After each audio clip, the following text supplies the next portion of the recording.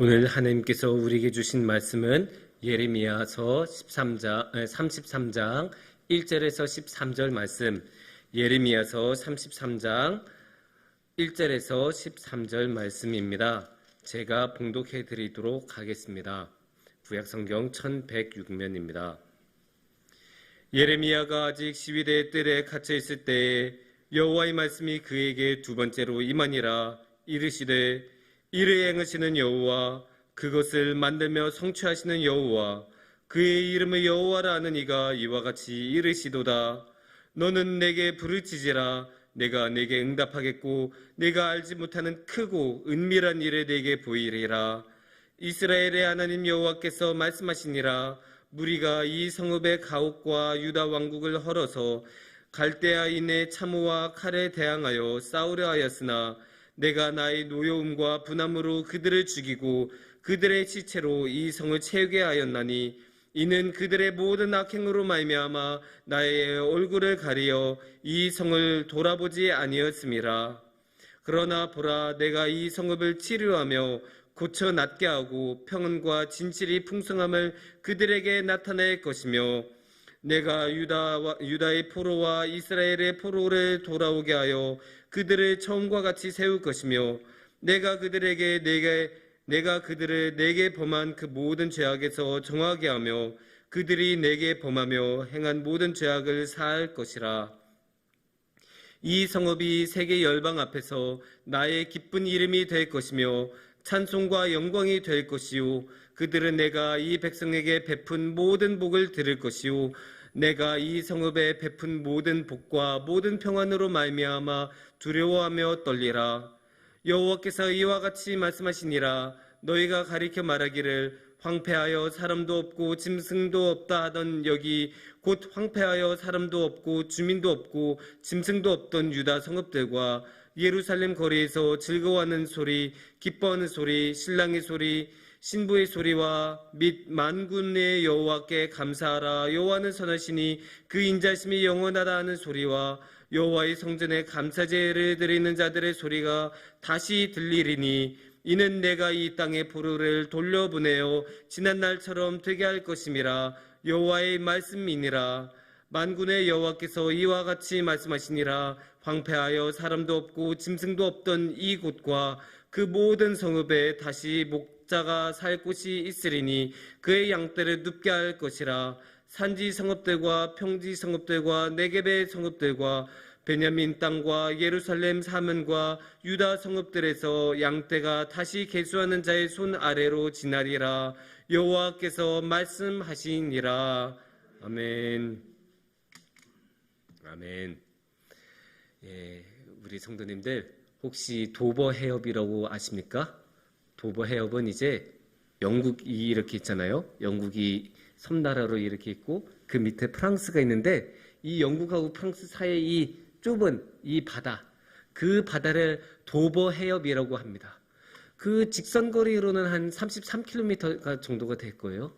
근데 이제 사람들은 이제 딱 보면 날씨 좋은 날에는 이게 딱 보면 저 건너편이 보이잖아요. 영국에서는 프랑스가 보일 거고 프랑스에서는 영국이 보일 거고 그러니까 저거 내가 조금 노력하면 헤엄쳐서 넘어갈 수 있을 것 같은데 이런 생각을 하는 사람들이 생겨요. 그래서 이제 주저없이 풍덩해서 한번 하고 이게 도전하는 사람들이 있습니다. 근데 이 도버 해협은 그렇게 간단한 바다는 아니에요. 수온 자체가 그렇게 차갑지는 않아요. 막 엄청나게 위도가 높은 곳은 아니어서 물이 찬 건 아닌데 날씨가 고약해요. 그래서 막 안개가 막 심하고 막 그러면 이게 어디로 가는지 막 바다에서 이렇게 헤엄치다 보면 어디로 가는지 모르잖아요. 그래서 직선거리로는 33km인데 헤엄치다 보면 자기도 모르게 이게 대각선으로 점점 헤엄쳐서 막 가다 보면 50km도 가야 되고 100km도 가야 되고 막 그러거든요. 그래서 여기에 지금까지 한 4,200명 정도가 공식적으로 도전을 했는데 성공한 사람은 400명밖에 안 된대요. 10%도 안 되는 거예요. 그 중에 이제 어떤 사람이 이제 도전해서 이렇게 딱 헤엄쳐서 열심히 헤엄친대. 그날도 이제 안개가 이제 심한 날이었어. 근데 헤엄치고 헤엄치다가 왜 반대편이 이렇게 안 나오는 거야? 하면서 계속 헤엄치다가 나 기권 그만할래. 나 건져줘. 이렇게 돼서 포기하고 하다가 조금만 가니까 이제 도착을 한 거예요. 그러니까 너무 억울한 거잖아요. 속상하고. 그래서 심기일전하고 다시 훈련하고 다시 이제 그 몸 관리를 해서 한 몇 달 뒤에 다시 한번 도전했어요. 그래서 그때도 이제 열심히 헤엄치고 해서 이번에는 성공했어요. 근데 이게 몇 달 차이밖에 안 됐다고 했잖아요. 그러니까 뭐 수영 실력이 드라마틱하게 늘어질 리는 없고 날씨도 막 둘 다 비슷했거든요. 안개 낀 날. 거기에 뭐 몸 상태도 뭐 거의 똑같았어요. 그런데 왜 첫 번째는 그렇게 실패하고 왜 이 두 번째는 성공할 수 있었을까요? 그 이유에는 희망이 있습니다. 첫 번째 때는 이게 안개가 끼니까 안 보이잖아요. 안 보이니까 자기가 어디쯤 왔는지 이 바다 건너편이 가까이인지 아닌지 감이 안 오니까 하다가 그냥 지쳐서 제풀에 쓰러져서 그냥 포기한 거예요. 근데 두 번째는 이게 속으로 이제 첫 번째 이 실패를 이제 생각하면서 내가 왜 실패했을까 하다가 그래 내가 그것 때문에 실패를 했구나 생각하면서 헤엄치면서 내내 나 조금만 하면 돼. 조금만 한 번만 더 하자. 이렇게 희망을 놓지 않고 계속 가니까 끝내 반대편에 도착해서 도전에 성공을 했다고 합니다. 이 이야기를 보면 희망이라는 게 얼마나 중요한지 우리가 알 수가 있죠. 근데 뭐 희망이라는 게 이런 바다 건너기 도전하는 데만 중요하겠습니까? 우리의 삶을 살아가는 모든 순간순간마다 이 희망이란 게 중요하지 않은 순간은 없을 것이라고 저는 생각합니다. 그래서 이 중요한 희망에 대해서 오늘 이 시간에 오늘의 말씀을 통해서 한번 나눠보는 시간을 가졌으면 좋겠습니다. 오늘의 말씀은 배경이 유다 왕국입니다. 유다 왕국도 그냥 유다 왕국이 아니고 멸망 직전의 유다 왕국입니다. 이러면 또 많은 게 달라지겠죠? 오늘의 주인공인 예레미야는 이 유다 왕국이 멸망할까 말까 막 그때쯤에 이제 활동했던, 그래서 멸망한 후에까지 활동했던 그런 예언자였으니까 오늘 말씀은 딱 보면 아 그래 예레미야가 등장했으니까 이 유다 왕국 멸망했을 무렵이구나 라고 생각을 할 수 있습니다. 근데 이 오늘의 말씀에서 우리 예레미야의 기분은 어땠을까요? 오늘의 기분, 제가 독심술을 배운 적은 없지만 이 말씀만 봐도 오늘의 말씀에서 예레미야의 기분은 아주 좋지 않았을 거라고 생각합니다. 왜냐하면 결정적으로 1절 말씀을 보면 알 수 있습니다. 1절 말씀이 어떻게 시작했을까요?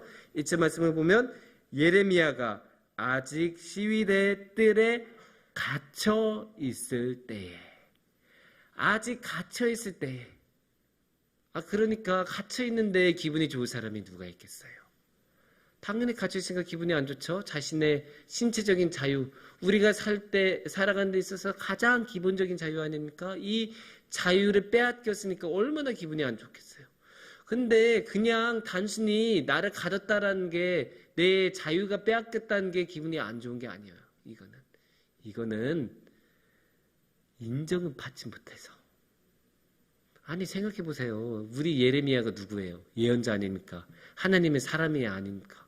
그래서 항상 하나님 말씀 전하면서 살아갔을 거 아니에요?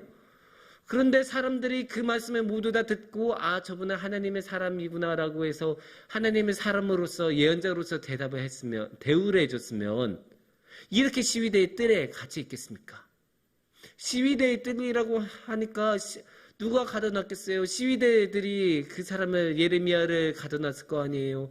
그 말이면 이 사람들이 이 예레미야를 가둬놨던 것인데 이 사람들은 그러니까 예레미야를 예언자로 생각을 안 한 셈이죠. 아니면 어떻게 감히 하나님의 사람을 가둘 생각을 했겠습니까? 그러니까 이 사람들은 분명히 예레미야를 너가 무슨 예언자야? 그렇게 하면서 인정을 안 해버리고 그냥 너 같은 애는 그냥 조용히 좀 있어. 말 그만 좀 해 하면서 그냥 가둬버리고 대중들 앞에 못 나오도록 시위대의 뜰 안에 가둬버린 겁니다. 이렇게 인정을 못 받으니까, 심지어 인정을 받기는커녕 거짓 예언자 취급을 받으니까 이 예언자로서는 얼마나 속이 터지고 억울하고 슬프겠습니까? 자기는 지금도 너무 시간이 없는데, 나는 지금도 하나님의 말씀을 빨리 전해야 되는데, 하나님께서 지금 나를 하나님의 말씀을 전하라고 선포하라고 나를 보내시려고 하시는데, 내가 지금 이렇게 잡혀서 이렇게 뜰 안에서 갇혀서 이게 지금 뭐 하는 걸까? 이런 회의감, 자괴감이 들 수밖에 없을 거라고 저는 생각을 합니다. 그러니까 마음이 큰 좌절감과 절망감이 자리 잡고 있었을 것입니다. 그런데 이제 생각을 해보면 그냥 이 치욕스러운 상황이 그냥 자기 하나 그렇게 갇혀 있는 것이라면 그래도 그냥 견딜 수 있었을 거예요. 왜냐하면 예언자는 하나님의 영으로 충만하고 어떻게든 하나님을 위해서 일하려고 노력을 하는 사람이니까, 그래, 내가 하나님을 위해서는 이런 지옥도 당할 수 있지 뭐, 내가 이런 수목 견디지 뭐, 이렇게 말을 할 사람인데, 근데 정말로 이 사람이, 예레미야가 좌절하고 속상하고 절망감에 빠질 수밖에 없는 것은 다른 이유가 있어요. 사회의 모습을 보면 이 사람은 마음이 아플 수밖에 없어요. 왜냐? 아까 처음에 오늘의 말씀의 배경이 뭐라고 했죠? 멸망 직전의 유다 왕국. 아니, 자기 나라가 무너지고 망해가는데 그걸 기쁘게 볼 사람이 어디 있겠습니까? 누구나 자기 나라가 멸망하면 이만큼의 애국심이라도 있는 사람이라면 슬퍼할 거 아니에요. 그런데 이 예레미야 같은 경우는 조금 더 특이했어요. 이 예레미야만이 아니라 이 이스라엘 사람들에게 나라는 그냥 나라가 아니에요.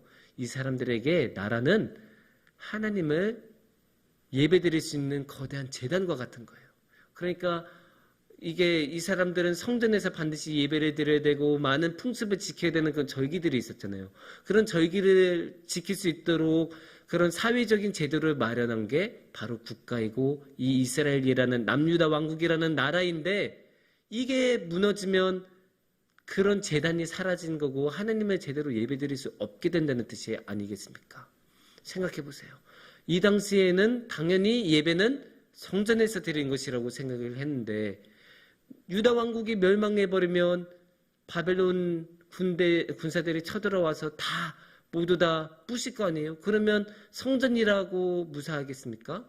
성전도 무너질 것이고, 성전이 무너지면 예배를 제대로 드릴 수 없고, 그래서 예레미야의 마음속에서는 이 나라가 무너지면 하나님께 예배를 제대로 드릴 수 없을 텐데 라는 생각을 분명히 했었을 거예요. 그러니까 이 멸망 직전의 유다 왕국을 보면서 너무나 슬퍼했겠죠. 물론 예레미야는 여러 번 하나님의 말씀을 통해서 이 유다 왕국은 멸망할 것이다, 이 바빌론에 의해서 멸망할 것이다 라고 예언은 자주 했어요. 근데 기뻐하면서 그렇게 예언했었을까요? 아니에요. 속으로는 피눈물이 흘렸을 거예요. 내가 사랑하는 나라가, 하나님의 제단인 나라가, 이 나라가 멸망하면 어떻게 하나, 조마조마하며 이 말씀을 듣고 이 유다 백성들이 깨우쳐야 할 텐데, 빨리 깨닫고 하나님께 돌아와야 할 텐데, 이런 피 끓는 마음으로, 타는 목마름으로 사람들에게 전하는데 어느 누구도 자신의 말을 듣지 않고 듣기는커녕 자신의 뜰 안에 가둬버리고 아무도 듣는 사람이 없어요. 그런 사회 속에서 살아가니까 이 예레미야에게는 얼마나 많은 좌절감과 절망감이 속에 있겠습니까? 특히나 시위대 뜰 안에 갇혀 있잖아요. 그러니까 막 속 시원하게 가서 피부로 부딪히면서 어떻게 해보지도 못하고 눈으로 직접 보지도 못하고 다 어떻게 돼요? 소리로만 듣는 거예요. 소리로만. 근데 멸망 직전의 나라가 뭐 제대로 된 게 있겠습니까? 치안이 제대로 됐겠어요? 돈이 뭐 부강하겠어요? 그러니까 이 유다 왕국의 현재 상황에서는 다툼만 있고 혼란만 있고 사회적인 불안만 있었을 텐데, 그러면 맨날 이 시위대들 안에 갇혀서 싸우는 소리, 사람들이 다투는 소리, 그런 소리만 계속 들렸을 거 아니에요. 그런 소리만 들으니까 더욱더 절망적으로 예레미야는 마음속에 슬피 울면서 좌절감을 느끼면서 절망을 하고 있었을 것입니다. 근데 비단 예레미야만 그러겠습니까? 살다 보면 우리도 이런 절망감에 빠질 때가 있고, 우리도 이런 절망의 소리를 들을 때가 있습니다. 그런 일이 있으면 안 되겠고 있지 않는 게 가장 좋겠지만 우리가 살다 보면 이런 슬픈 절망의 소리를 듣게 될 때가 있습니다. 가장 잘 듣게 될 때는 바로 가족이 세상을 떠날 때, 사랑하는 사람이 세상을 떠날 때 이런 슬픈 소리를 들을 수밖에 없습니다. 장례식, 또 장례식이 지나서 특히나 화장터에 가면 이 화장터에서는 정말로 우리가 곡소리라는 말을 하지 않습니까?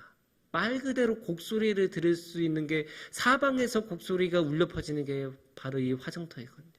그 화장터에서 그런 곡소리를 한번 듣고 나면 정말 마음이 정말로 흔들려요. 왜냐면 이만큼의 거짓도 없는 사람의 그 깊은 내면에서 우러나오는 있는 그대로의 슬픔이 터져나오고 어떻게 하지 못하는 너무나 큰 슬픔을 마주하고 좌절감에 마주한 그 절망의 곡소리를 우리는 그곳에서 듣게 됩니다. 그런 곡소리를 우리가 살면서 꼭 한두 번씩은 듣게 되죠.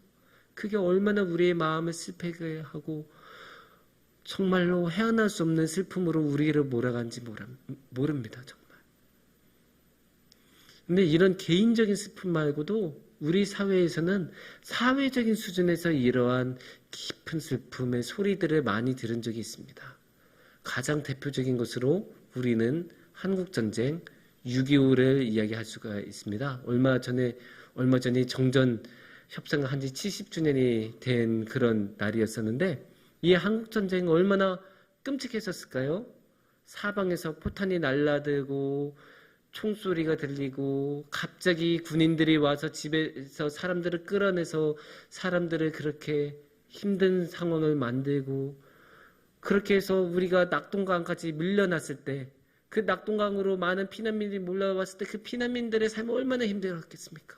자신의 고향 다 잃어버려, 자신의 재산 다 잃어버려, 심지어 자신의 가족하고 떨어져 그런 상황에서 아는 사람 하나 없고 돈 없고 재산 없고 거기에 나라는 완전히 망해가기 직전이고 풍전등화라는 말이 어울릴 정도로 그 부산에 한 자락 땅밖에 안 남아있는 그런 상황까지 가지 않았습니까?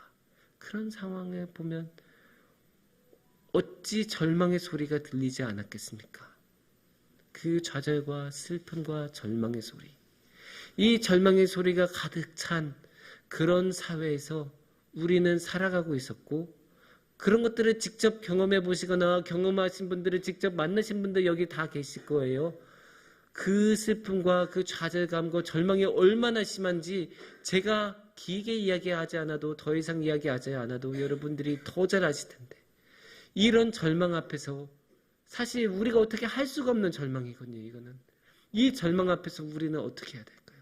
어떻게 하면 우리는 이 절망을 이겨나가고 절망에 잡히지 않고 절망에 압도당하지 않으면서 살아갈 수 있을까요? 정말로 다행인 것은 하나님께서는 우리를 이 절망에 내버려 두시지 않습니다. 하나님께서는 우리를 절망 가운데 버려두시지 않으시고 우리를 건져주시고 우리에게 새로운 삶의 희망을 주십니다. 오늘의 말씀에서도 그런 것들을 참 잘 볼 수 있습니다. 특히 6절을 보시면 그러나 보라 내가 이 성읍을 치료하며 고쳐 낫게 하고 평안과 진실이 풍성함을 그들에게 나타낼 것이며 라고 이야기를 하고 있습니다. 앞에는 멸망 직전이라고 했잖아요. 특히 5절에서도 보면 그 모든 악행으로 말미암아 나의 얼굴을 가려 이 성을 돌아보지 아니하였음이라 라고까지 이야기를 하셨어요. 내가 이 예루살렘 성을 버렸다.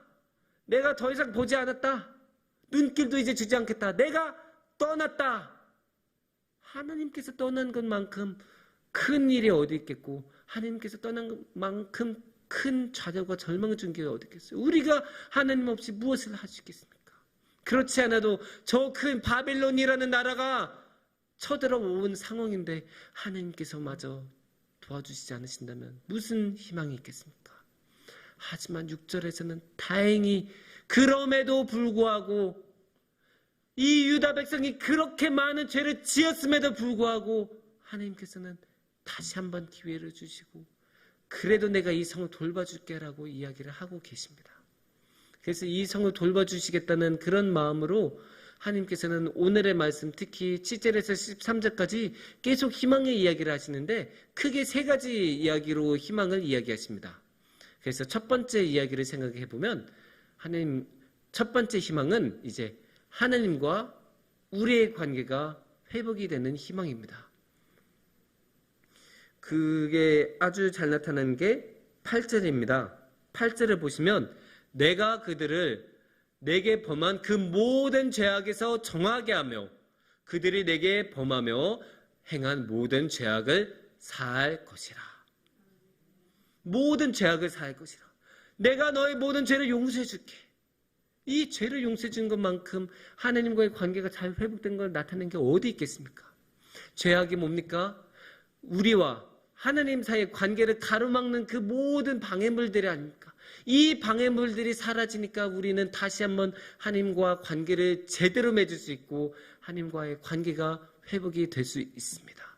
그렇게 관계가 회복이 되면 어떻게 될까요? 9절을 보시면 하나님을 찬양하는 소리가 다시 회복이 되는 게 볼 수가 있습니다. 이 성읍이 세계 열방 앞에서 나의 기쁜 이름이 될 것이며 찬송과 영광이 될 것이요 내가 이 백성에게 베푼 모든 복을 들을 것이요 복을 들을 것이고 찬송이 다시 나올 거라고 하지 않습니까? 찬송 소리가 다시 울려 퍼지고 하나님께서 주신 복을 들을 수 있다고 하나님께서는 이야기 하십니다. 이렇게 다시 한번 하나님께서는 그런 희망의 소리를 우리에게 들려주시고 희망의 소리인 찬송과 복의 소리를 주신다고 이렇게 분명하게 이야기를 하고 계십니다. 10절 말씀부터는 또 다른 희망을 봐요. 그게 두 번째 희망인데 두 번째 희망은 우리 사회가 회복이 되는 거예요. 우리 사회가. 인간과 인간 사이의 관계가 회복이 되는 거예요.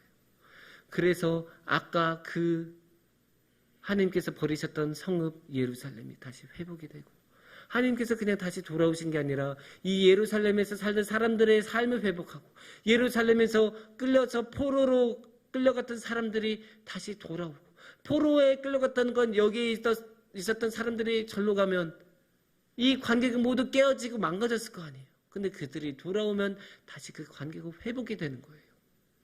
회복이 되고 다시 한번 올바른 사회를 살아갈 수 있도록 그렇게 하나님께서 만들어 주십니다. 너무나 잘 나오는데 그런 게 10절과 11절이 이제 합쳐져 있는데 그 10절을 보시면 그렇게 분명히 나와 있죠. 유다 성읍들과 예루살렘 거리에서 즐거워하는 소리, 기뻐하는 소리, 신랑의 소리, 신부의 소리와 및 만군의 여호와께 감사하라. 여호와는 선하시니 그 인자심이 영원하다 하는 소리와 여호와의 성전에 감사제를 드리는 자들의 소리가 다시 들리리니 이렇게 오늘의 말씀에서는 다시 이야기를 하고 있어요. 감사제를 드릴 수 있다는 것은 다시 한번 하나님께 예배를 드리는 제단이 다시 회복이 되고 예배를 드리는 제단으로서의 예루살렘이라는 도시가 회복이 됐다는 이야기고 신랑과 신부의 소리가 다시 난다는 것은 결혼을 할 수 있을 만큼 사회가 다시 안정이 되고 다시 풍요로워졌다는 이야기가 될 것이고 그래서 기뻐하는 소리가 다시 한번 들린다는 것 지금은 모두 다 슬퍼하고 곡소리만 나고 좌절하고 절망의 소리 파괴의 소리 전쟁의 소리 사람이 죽어가는 소리만 들리고 신음소리만 들리지만 하나님께서는 그 소리로 끝나지 않고 다시 한번 희망의 소리 기뻐하는 소리 찬양과 영광과 주님께 감사제를 드리는 소리를 들려주신다고 오늘의 말씀에서 분명히 이야기하고 계십니다. 또 이제 세 번째로 하나님께서 이야기하신 희망이 있습니다. 세 번째 희망은 자연이 회복이 되는 거예요. 우리가 자연에 대해서 자주 잊어버리는 경우가 있어요. 왜냐하면 사람의 일이 아니니까 우리 일이 아니니까라고 생각하는 경우가 많은데 우리가 실제로 자연재해를 보면 마음이 그렇게 착잡할 수가 없잖아요. 이번에도 호우 사태 때문에 호우가 이렇게 많이 나와서 고양이 잠기고 막 이런 것들을 보면 마음이 아프고 안 좋잖아요. 정말로 내가 20년을 살았던 동네인데 갑자기 물 때문에 쑥대밭이 되고 내 집이 사라지고 언덕이 사라지고 모든 것이 사라지고 내가 살던 그 동네가 아니게 되면 그게 정말로 많은 좌절감과 절망감을 주는 거거든요. 그래서 자연이 다시 돌아온 게 그렇게 중요한데, 특히나 이렇게 전쟁이 일어나면, 어떤 일이 일어나면 건물을 그대로 안 써요. 왜냐면 막 다 불타고 막 무너지고 막 돌집 다 무너지고 그거 어떻게 다 복원해서 쓰겠습니까? 그러면 어떻게 하냐면 흙을 엄청 많이 가져와요. 그래서 흙을 그냥 다 덮어요. 도시 전체에 다 덮어서 이 잔해들이 안 보일 정도로 완전히 쌓아버려요. 그래서 그냥 평평한 흙지대가 됩니다. 그러면 이게 어떻게 됐어요? 이게 뭐예요? 이게 황폐해진 자연이 아니고 뭐겠습니까? 내가 살던 동네가 아니게 되는 거죠. 완전히 황폐해진 자연이라고 말을 할 수 있는데, 하나님께서는 이 황폐해진 자연도 회복해 주신다고 이야기를 하십니다.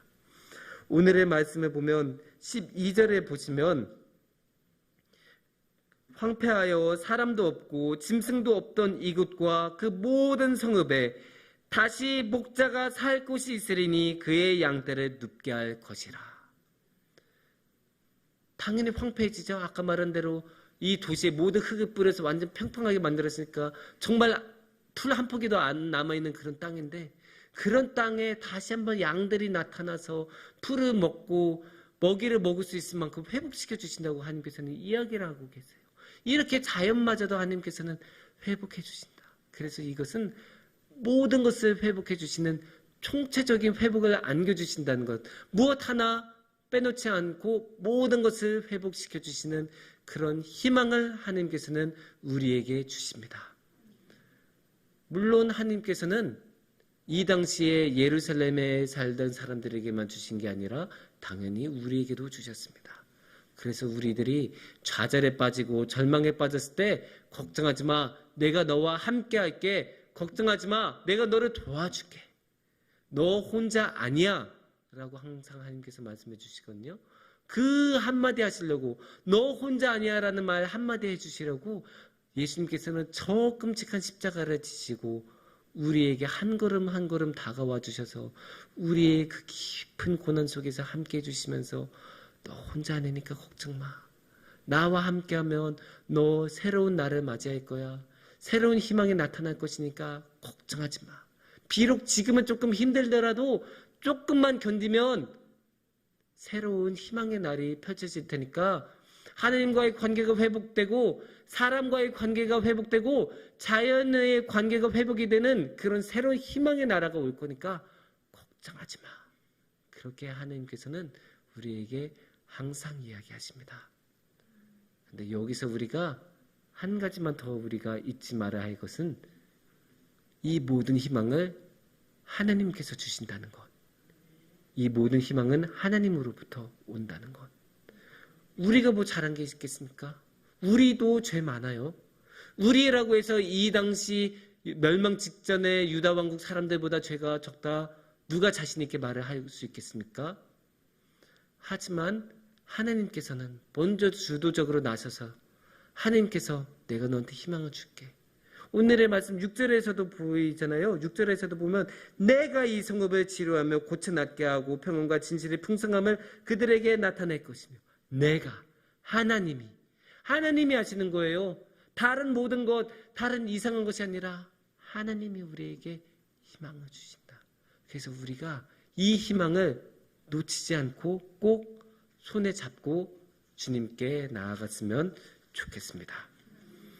그래서 우리 모두 희망을 주시는 하나님을 잊지 않았으면 좋겠어요. 물론 우리가 살다 보면 너무나 큰 좌절을 겪고 너무나 큰 절망을 겪을 때가 있어요. 이 세상은 너무나 악해서 그런 날이 있고, 그런 것을 보는 것만으로도 옆에 있는 사람들이 슬퍼할 정도의 큰 절망과 좌절의 날이 오는 경우도 있지만, 그런 날에도 예수님께서는 함께하고 계신다는 것, 그런 날에도 그래도 희망은 있다는 것, 그것을 꼭 잊지 않으시기를 바랍니다. 특히 우리 교회 청소년들이 지금 청소년부 수련회에 가 있는데, 그 영성 수련회를 통해서 우리 아이들이 하나님께서는 그렇게 희망을 주시는 하나님이라고, 그 희망은 우리의 삶의 목표가 되고 우리의 삶의 모든 것을 새롭게 해주신다고, 아무리 큰 고통과 절망 속에 우리가 빠지더라도 주님의 희망은 그 모든 것을 이겨내고 우리의 삶을 새롭게 만들어 주실 것이라고 아이들이 그것을 깨닫는 그런 수련회가 되었으면 좋겠습니다. 그래서 우리 모두, 우리 이 성북중앙교회에서는 신음소리나 곡소리가 아니라 기뻐하는 소리와 찬양하는 소리가 들리는 성북중앙교회가 되기를 축원합니다. 함께 기도하겠습니다.